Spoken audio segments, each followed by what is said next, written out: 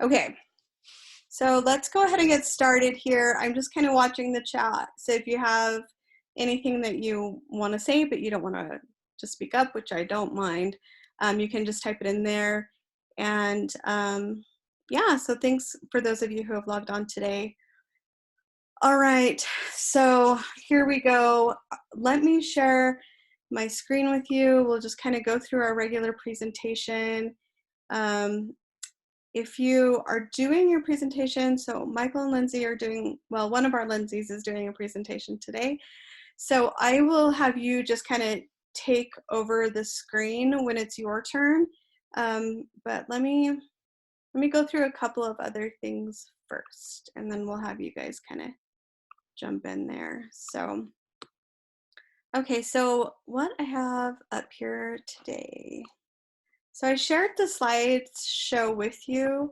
Obviously, it'll be on it'll be on Canvas as well a little bit later. Rachel does an amazing job to kind of get everything taken care of. But I just kind of want to go over a couple of things, a couple of announcements and questions that have come up, and then we'll go to those social media presentations. So most of you, I'll just give you like numbers. So there's 31 people enrolled in this class, and 28 of you felt like you kind of had your website okay, and it doesn't even have to be that great, and you have it submitted. Everyone else I'm already working with. So you guys did a great job just getting this taken care of. It is kind of a pain. This is why we do it, like I've said over and over again, at the very beginning of the semester or term, because it's honestly the hard, it's just like, it's not that it's really hard, it's just like a sharp learning curve if it's not something you've done before. So there's been some questions about like the pages, and in our kind of Q&A that I sent out, I showed you how to build a page. We're going to talk about pages a little bit more today after we do our presentations. So if that's something that you do have a question about, I'm going to come back to that. But I did kind of want to open things up and see if anybody had any questions about last week's assignment or last week's content, and then we'll kind of go from there. Does anybody have anything? Oh, I have to like scan through here and see if anybody has their hand raised, which is funny. Huh? Okay, so I've got, let me check my chat here. Could you get individual feedback on your websites? Yeah, I can do that for you. That's not a problem. So what I'll need to do, because Rachel grades them for us, and so what I'll need to do is just go back and look at them, which isn't a problem. So usually what I'm looking for is something that I know will reflect you. And as we talk a little bit more today about what's expected this week, that might help you as well. Often just, I know this is not individual website, but feedback, but often the challenge that I see is that it doesn't look particularly professional.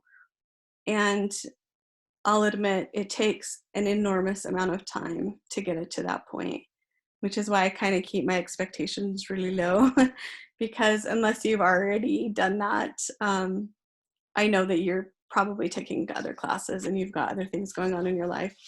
But my point here is to try and like seed information and start you on the process. I'm going to share one with you today as well that will kind of give you a student example that you can look at. That way you have a sense of kind of what the big picture is as far as the whole School of Communication goes. So hopefully that we can work through this process together. So yeah, it's real. I thought it would be easier than it actually is, and it's some rough stuff. So okay, well, I think from here we'll just go ahead and do our platforms. Do either one of you want to volunteer? Who goes first? Does it matter? I can go first. Okay, perfect. You should be able to totally take over the screen, Michael, because I changed the setting. Okay. Like the one that Let's see. Just make sure I'm doing the right thing here. Oh, that's totally good. Okay, are we good?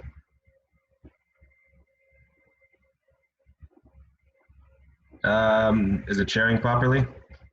I'm still seeing my screen. All right, let me try again. Let me see. Let me just make sure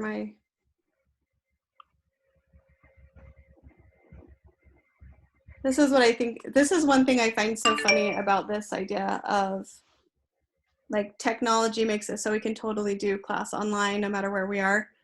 But I find that it's taking longer to do just things. I don't know. Are you guys finding that too? Like it's totally, I want to, let me see if I can stop my share. Now see if it will take over. Oh, I think I see it. I think my share was taking over your share. So you're good. I can see it now. All right, good. Everyone good? No. Sweet. All right. Well, yes. So today I am giving just a very brief, and I cannot stress this enough, brief introduction and kind of background on the glorious application we all know and love as YouTube. So I think it's safe to say that we've all had a lot of experience with YouTube, considering that we've more or less grown up with it. So this is going to be covering more of like some of the technicalities, a few facts about it, and stuff like that. So don't expect this to knock your socks off in any degree.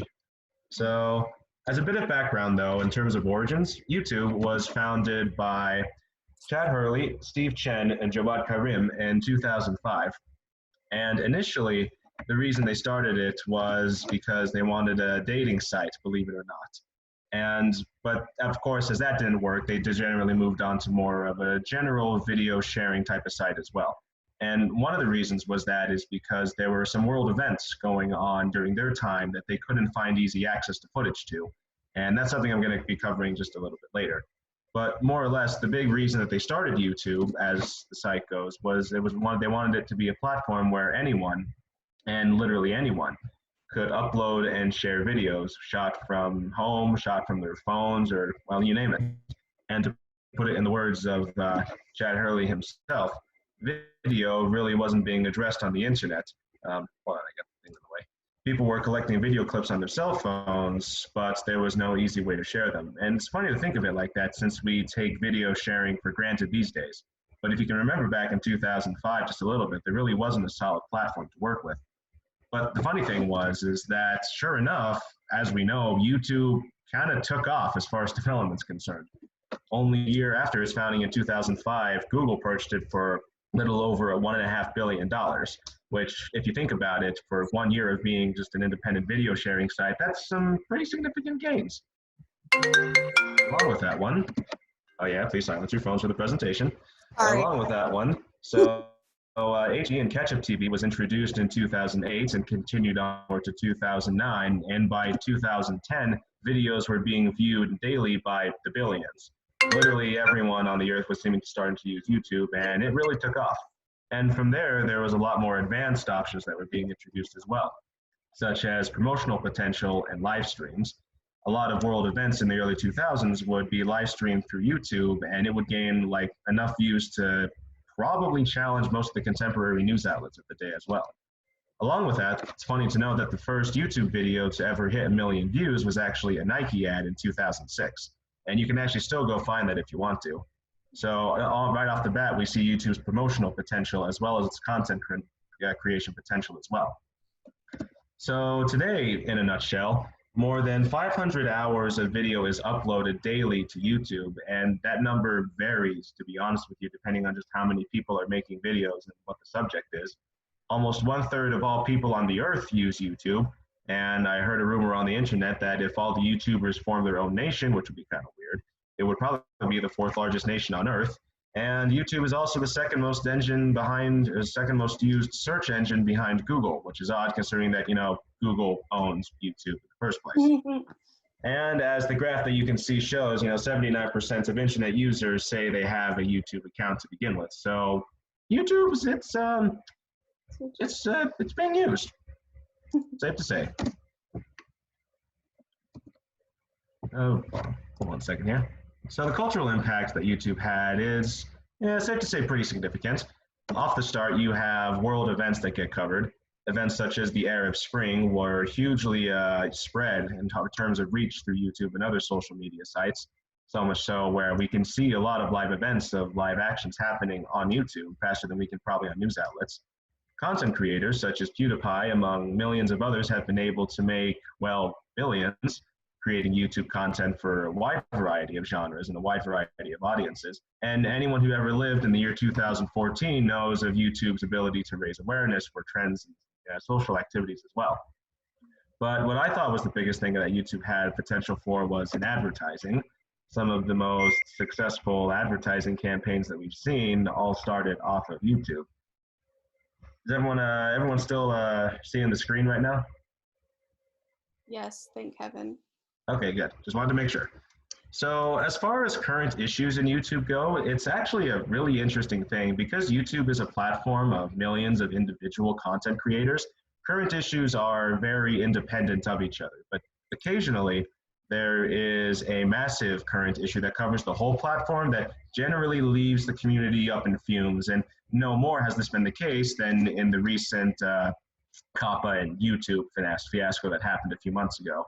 That still is in effect today to a certain extent. So for those of you who don't know, COPPA, or the Child's Online Privacy Protection Act, settled a $170 million lawsuit against Google and YouTube. And to summarize a very large court case, it was because they feared that YouTube wasn't being child-friendly enough in terms of user profiles, kid-friendliness. Basically, it wasn't safe enough for kids, to put it in layman's terms. And consequently, they implemented a lot of different changes to the platform that you may or may not have seen before. For example, anyone who's ever seen this on their phones, that is in response to this whole COPPA and YouTube fiasco. And one of the biggest things that can happen is that if a YouTuber or content creator uploads a video to YouTube that YouTube sees as in violation to the COPPA agreements, can be fined up to $42,000 per video. So as you can probably imagine, the whole community's response to this, particularly back at the beginning of the year when this was up in everybody's arms, it was relatively negative. So we'll see where that takes us from here. So that's kind of like the background in YouTube and where we're at today. But just for kicks and giggles, I decided to do just a bit of research to see who the top and bottoms were.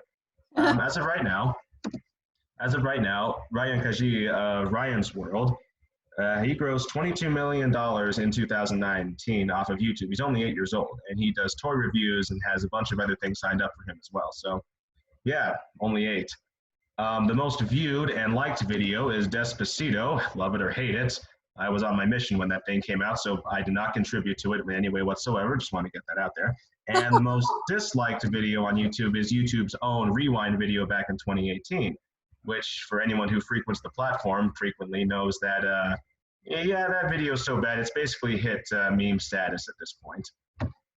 So that's YouTube in a nutshell for you. What the future holds for it, no one really knows. We'll just kind of have to see how the whole deal between advertisers, COPPA, and just who knows. So yeah, that's all I got for you. That's perfect, Michael. I appreciate that. COPPA's been a really interesting thing to watch because as a parent, I completely support it.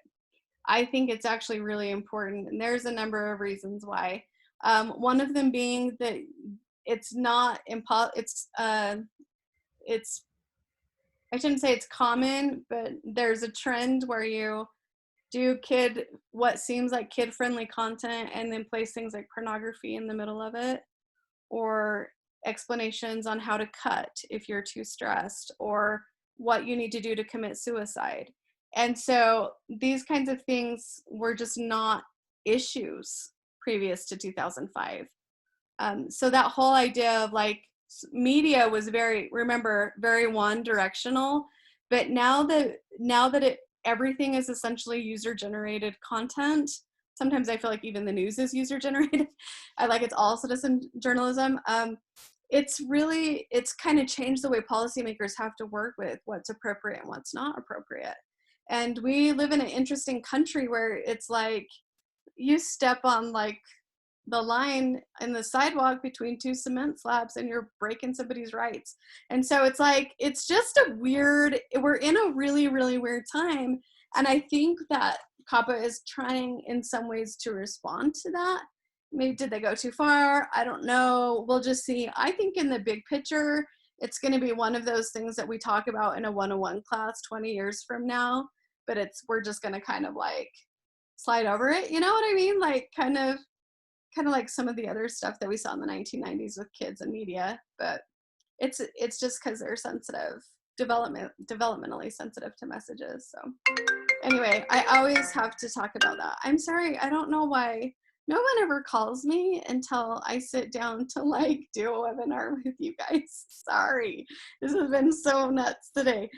Okay, so that was super good. And also I loved how you're talking about at the very end, like who's doing really well and who's not. That was really fun. So good job on that. Okay, Lindsay, you ready? Yes, I am. Let me Okay. share this. Yeah, go ahead and take over and See. it doesn't matter how old you guys get, just so you know, your moms will always be trying to find you. That's been my mom who's been trying to call, just so you know. Okay. I'll let you go. Can you guys see my screen okay? Awesome. Okay. So I decided to talk about Snapchat today. One, because it's been super big and I was kind of curious about how it all started. I actually have a little sister who's about 12 years old now, and she's wanting to get a Snapchat. So I figured, why not look into it to see if I can swing her one way or another about it. Because I've had interesting friends tell me experiences about it and just my personal experiences. And so I decided to do some digging, and it was kind of cool. So how it began is there were 3 college students. So Evan Spiegel, I always say his name wrong, Bobby Murphy, and Reggie Brown. They went to Stanford together. And so they decided to work on this idea for Peekaboo, which is a photo sharing app where the time limit for these photos are short. So that way people could send whatever they wanted and then be free of not having it saved. And so it started off as Peekaboo, but there was also another company, a photo book company named Peekaboo. But since this was an app and that was an online store, there wasn't a big problem when they first released it. And they started off okay. And then a couple months later, there was actually a lawsuit with Reggie Brown versus the other 2. And so he kind of disappeared from the picture.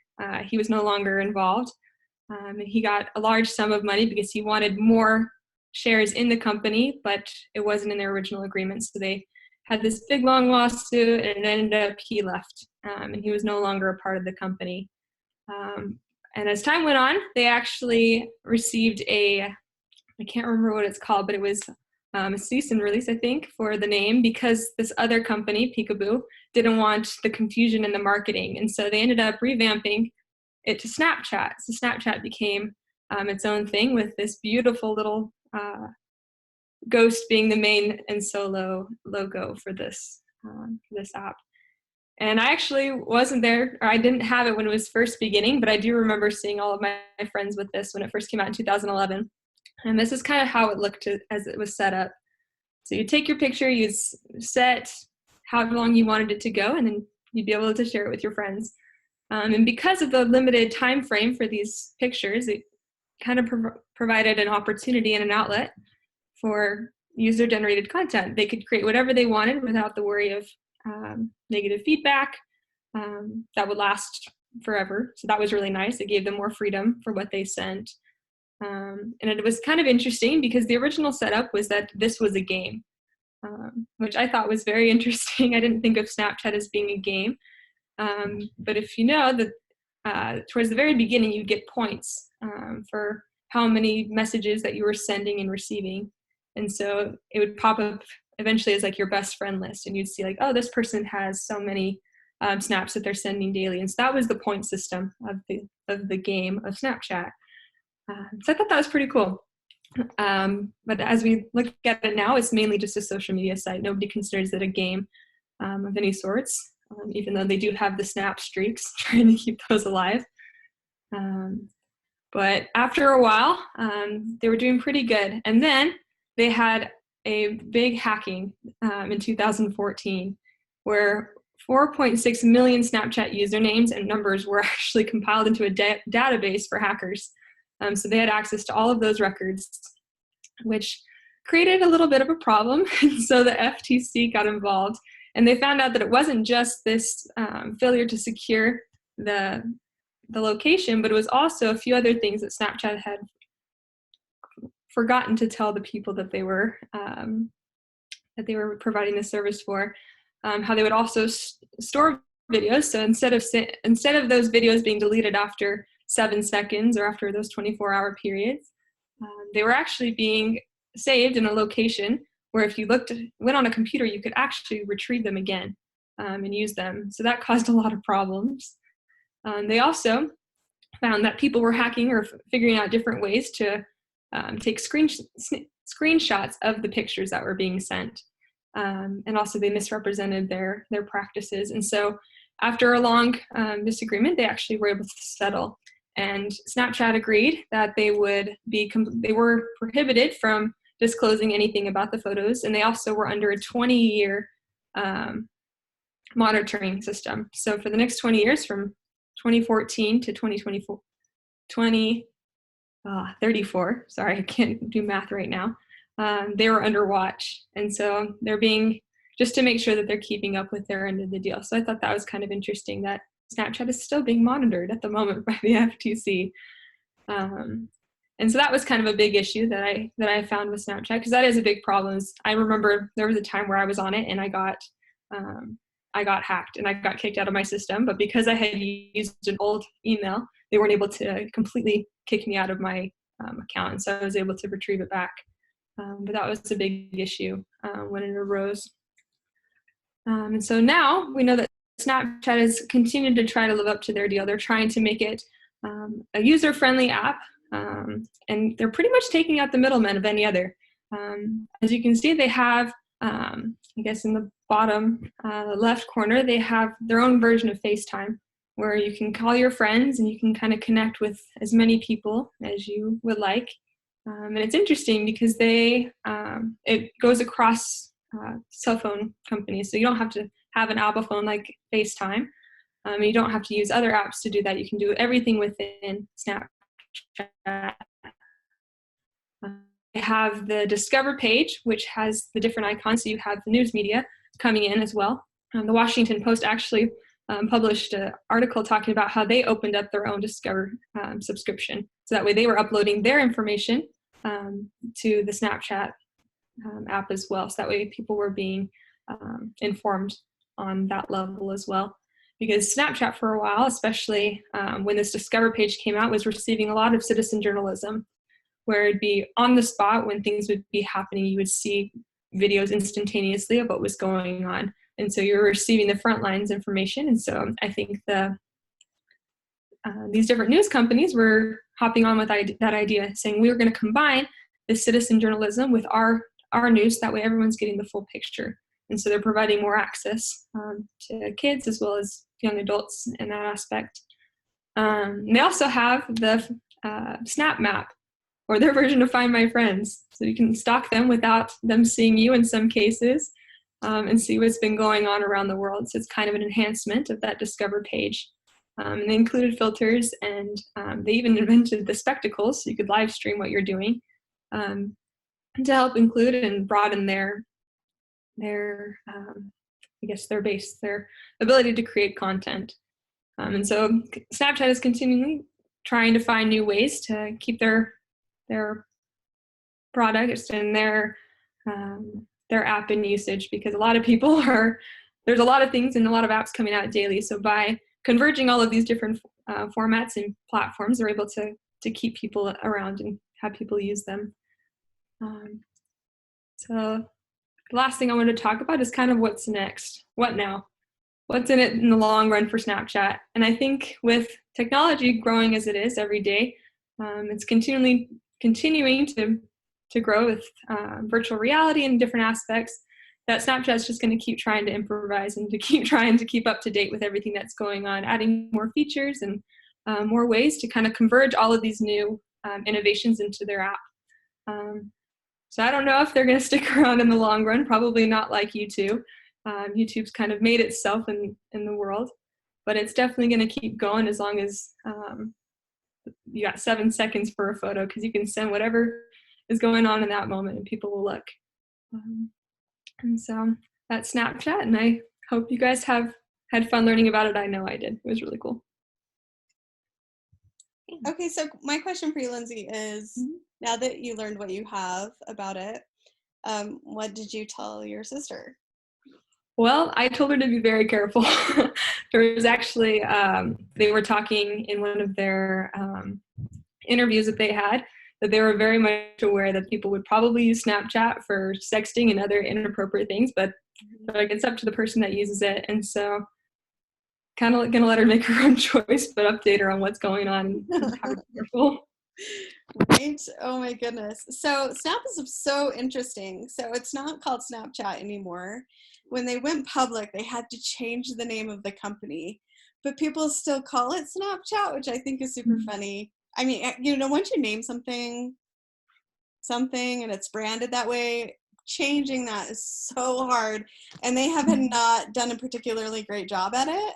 So, but one of my questions for all of you, is it okay if I stop sharing your screen? Did you have anything else on there? Okay, let me see if I can. Okay, there we go. I guess the question I have for all of you is, why do you think Snap is the like bane of existence for all Mormon moms? Do you know that it is, first of all? And why do you think it is?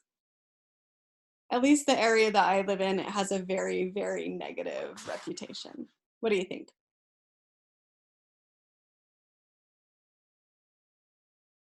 I know my mom doesn't like it just simply because my sister spends so much time on it and she never knows who she's actually talking to. Like my mom doesn't know who my sister's talking to.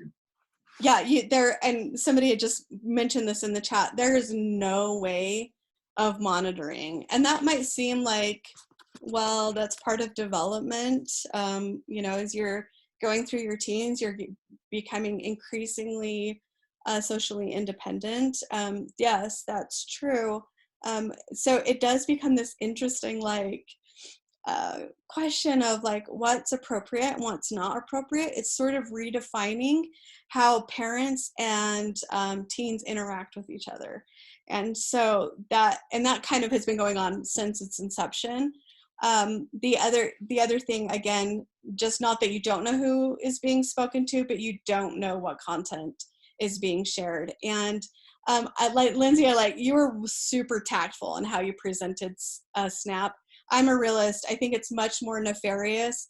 I don't think that they forgot to tell people what they were collecting and not sharing. And the reason why is because that's where they can make the most money behind the scenes. And that's another reason why Snap becomes this, like, it's a company that, for at least for me, is I like keep an arm length away. Like there's something going on there that I'm not comfortable with. It's also, as we go through Irresistible, you'll find that Snap intentionally has integrated every possibly digital addictive behavior that you can think of. And so again, just another reason why it's like, what's really going on there? What's their interest? Is it really just to make money no matter how it affects their users? And it might be some, you know, and I'm just going to be frank and say it's just full on greedy. That might be very much the case. But it's something that we need to take into account to be media literate and to be critical users of the media that's available to us. So Lindsay, thank you for presenting on Snap. It's super important. The Snap streak is ranked one of the most addictive behaviors that you can do digitally in all of social media. So I'm, again, just super grateful that you mentioned that. And it's just something that we got to talk about. So we'll have lots of other things. I'm excited to see, like, you guys are just like chatting like crazy and kind of sad because I can't keep up with it quite as quickly. But it is interesting. Like, I like this is interesting, Derek, that you said it sounds crazy, but there's no censorship. And I think this is an interesting idea because it's really in these realms where we start to ask the question of why gatekeeping is important. Like, how come Heavenly Father doesn't reveal all of his mysteries to us at once? Is he censoring, or is he gatekeeping because he knows what we can and cannot handle because of our fallen state? And why is it that we're trying to put ourselves in those kind of chaotic, almost anarchy kind of situations, and yet we're protected by things like freedom of speech? It is just such a crazy, complex issue. So, and Facebook, as you're saying, also is dealing with this all the time because they refuse to gatekeep.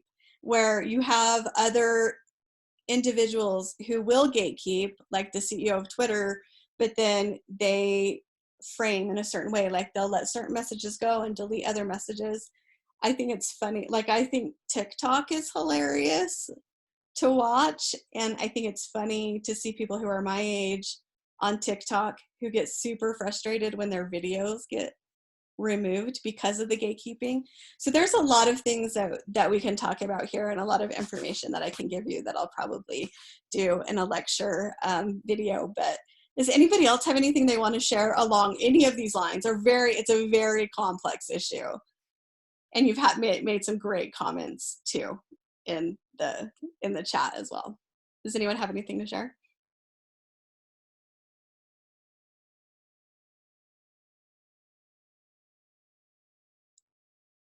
I love it.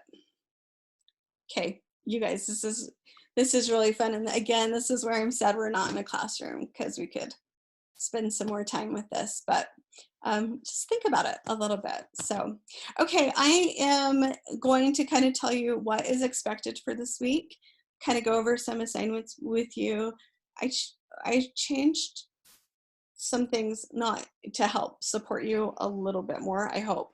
So just let me know if this doesn't help. You can always send me an email.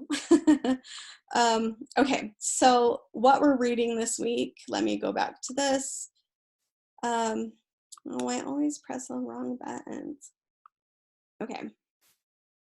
So what we're reading this week is Humphreys chapter 5 and 6, and then Altar 4. So you'll notice in the Altar book, we're not going to be reading all the chapters. We're going to be reading relevant chapters, particularly because we're reading this side by side with the Humphreys book. So I just kind of wanted to make you aware of that, because the other book we're going quite linear. It's a linear pattern through the other book, but this one we're going to be skipping around in. So just be mindful of that when you do your readings this week. Okay, so here's the assignments that you're going to be working on. Oh, whoa. Oh my goodness, I'm so happy. Okay, you need to do your reading quiz. Short answers this week, and again, it's open book. Hopefully they're reflecting more critical thinking, like we want to see where you are and how you're synthesizing the information. So that is something that you need to do. You're going to need to create 2 web pages. I'm going to go to Canvas and show you that in just a minute. Then we'll have our weekly discussion. It's related to the topics that you're reading about this week. And then you need to join a group, because we're going to be doing a group test next week for our midterm, which will be all hands-on application, open book, open internet. So you don't need to worry about that per se, but you are going to want to do it well, you don't have to, but I would do it in a group because I'm lazy. Okay, so let me share this with you. Can you see Canvas on your screens? Can you just give me a thumbs up? Okay, so a couple of things that I did. I put up here at the very top, for some of you, it's been confusing where you find these assignments to submit them. These are the social media presentations that you just saw. So you can submit it to a discussion, or you can present it here. When you do that, you just get the 25 points for doing it. And then you have your paper that goes with that. I just included it at the very top. That way you wouldn't have to go to great extents to try to find them. So heads up on that. You can see the extra credit. We decided to put that at the top as well. Both of those things are not due till the end of the term, but we wanted to make them easy to find because we're all submitting throughout the entire term. So Okay, so we're on week 3. So your discussion is about social media hypotheses. Like, why do you think certain content gets more views than other content? And this is all about your opinion. So we're interested in seeing from your expertise and your experience with social media content, why do you think some things get more views than others? Yes. Michael. Yeah, just with that one, I had a question. Mhm. Is it referring to, you're talking about content, you mean like what kind of genre or what style, what social media platform, or anything goes kind of on that? Anything goes on this. So I wanted to make it really broad. And the Okay. reason why is because all of you are going to innately think about the kind of social media that you use. And it's all going to be different. And how you use it is going to be different. And so I knew that you would kind of talk about your own experience with it. And then it would give an opportunity when you discuss each other's to kind of learn from one another, which is why I've left it so crazy broad. So hopefully that helps. Yeah, thank you. Uh-huh. Okay. So I'm going to click on this one right here, the 1 blog post and 2 web pages. Some of you have already done this, but I want to explain why we're doing this. Okay. So you're going to need to do 4 tasks this week with your website. Some of you are still in process. I just want, for those of you who are in that experience, I want you to know this happens every semester. You're not alone, truly. Inevitably, somebody's website gets pulled down by BYU for gambling. Inevitably, and there is never any gambling on it. It's always so funny. So please know you're not alone. The weird stuff happens every semester. But if you get hung up on any of these, don't worry, we'll get them done as soon as we can. Like I said, I know this takes a ton of time, but this week's 4 tasks that you're doing. So task 1 and 2 is you're going to create a web page called About Me. Okay, so this is going to just be, if you go onto my website, you'll see that there's a little one there. It doesn't have to be anything too spectacular, but I need it to be present. So that will, if you create a page, it will create a tab for you on your home page, and then you're going to have 1 picture on it and just a little description. You can make it as professional or as casual as you want to reflect you. Okay, so that's, again, totally up to you. The third thing that you're going to do, if you haven't done these already, is you're going to create another web page called Comms 238. And this is where you're going to post all of the blog posts that we have for this class. So it's not going to be on your regular main web page. I want you to have that freed up to do whatever you want with it. And the reason why I have you create your own web page is because when you're applying to the program, if you haven't yet, or you want to use it to create a portfolio and submit I don't know, it to a job or something, I don't want you to have Comms 238 on there. That way, at the end of the term, when you're done, you feel like things are good, you can delete it. And it's all in one spot. That way you don't have to go back through and try and delete this post and that post. And do you get what I'm saying? I'm just trying to make it easier for you, both where you put your blog posts for this class and also so you can delete it. Hopefully you get that. I'm trying to be as incredibly practical as possible. So this week, so you're creating these 2 pages, you're writing just a small about me, 3 or 4 sentences. It doesn't have to be anything intense. And then you're going to be putting a blog post on this other page, the Comms 238. And for the topic of this whole page is social media and spirituality. When we do it in the semester, we usually spend a whole week on social media and spirituality. And the nature of the term, kind of how we have things, it's not allowing us to do that. So I decided that we should use these blog posts for that. So I'll post a video for you to watch every week, and your blog post is just a reflective response of something that you've learned or something that stood out to you when you were watching that. It needs to be about 250 words. So it's a really solid paragraph. And then what you'll do is you'll submit the URL to us and we'll go in and we'll read it and then give you points for completing it. Okay, so I noticed in the chat there's a few questions. Let me see. I just have to move it around. Okay, so the blog post. Okay, so this is a really, really good question. So you'll notice, okay, let me bring up my website to help explain this. Not Spiritual Eclipse.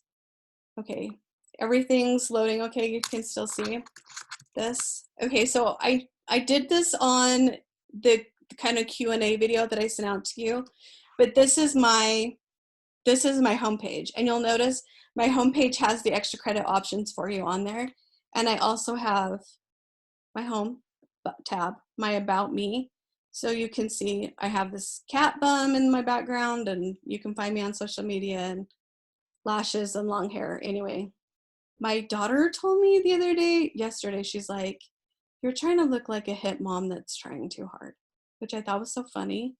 I'm just not that mom that gets offended. I think it's hilarious. Okay, so this right here, so if I go back to home,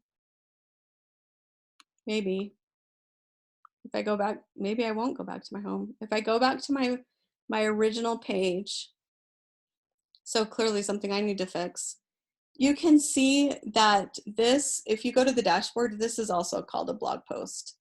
So I'm using that term very freely, but this is not what I'm talking about. I want you to go to Comms 238 and write something up on that page. So you can see this is actually your syllabus on my website, but for you, you're just gonna put some posts in there. That way it's easy for you to delete, okay? Did that help explain, like Mikkel, does that help explain? So this is a page. Oh, sorry. This is a page. These different, if you have to click on it to get there, it's a page. If you can just see it on the screen, it's a post. Hopefully that helps. Okay. So these are going to be due pretty frequently for a little while, and then we're going to drop off entirely and not do hardly any more of these. So, all right. So some of the question, like there's still a question on how to make a page. So this is the example that I did the other day. You can see it has nothing on it. Because we're using WordPress, I'm going to teach you, this is the best way to get there. Go to your website, whatever the URL is, WP-admin, you saw it just automatically come up there. And this will help me get to my dashboard. This is where I'm going to make the pages that you see. So when I log in here, you can see on this side, there's posts. That's not what we're doing. That's what will be on your first page. So not that. You're going down here to pages. So click on that. And here is where you're going to create the About Me and Comms 238. And then those links will pop up for you. Okay, so that's what you're doing this week, and you're going to put a little content on both of them.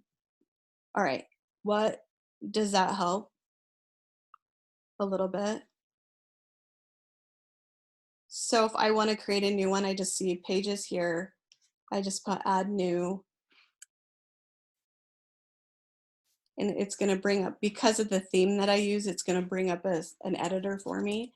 So the title, and this is going to be the tab, the title of this will be class example. And then I'll put stuff here. Okay. And then what you have to do after you've done that is you need to make sure that you get it published. You can preview it before, that'll just let you see what it's going to look like once it is published. But once it's published, then it will come up on my webpage. So let me come back to here to my webpage. And then you'll see now I have this new tab up there because I just created a new webpage on which I can put more stuff. Okay, I know it's confusing. Here's the thing, people. Here's the thing. One of the best violin like professionals out there with his students, what he tells them is, I'm not here to teach you how to play the violin. I'm here to teach you how to experience music. And I love that. And here's how it applies. The truth is, technology, especially as nuanced as this can be, I can show you the basics, but in the end, you're going to have to find tutorials that will help make sense for you. So that's probably the best recommendation. Obviously, I want to help and I'm willing to do that, but that's kind of where you're going. This is the big assignment. Well, one of the big assignments that you need to take care of this week, okay? So the other one is you need to sign up for the group. This will be super easy. So you just come to this right here. You get 5 points for doing it. You're going to click here and it's going to take you to a Google Doc. And on the Google Doc, you can sign up. It should be open to the public. If you have the link, it should be fine. The groups can't have more than 4 people in them. So you can see if there's anybody in class that you want to work with. You can try and get a hold of them, or you can just sign up on here. And once sometimes of just random strangers that all sign up together, and it works out actually surprisingly well. If you want to just work in a pair, so it's you and one other person that maybe you know or you've coordinated with, just block out the rest of the cells. You should be able to have that function. If you want to work individually, scroll to the very bottom and you can see there's just some individual like cells, like there, rows there. If there's not enough on here, so maybe 4 of you want to work individually, but there's only 3, just add to it. It's fine. It's not a problem. So that's kind of the biggest issue that we also need to have you do that this week. I would do it like as soon as this webinar is over if I were you. Okay. All right. Any other questions that you have about this week's assignments, life, dating? I don't know. Snapchat, privacy. Did any of you guys watch that one on privacy? It's so good. All right, friends, that's all I've got for you today. So let me know, again, if anything comes up, if you're still feeling crazy confused, we'll figure it out. We'll work it out. So otherwise, we'll see ya. Okay, thanks for the presentations. It was really good. Bye.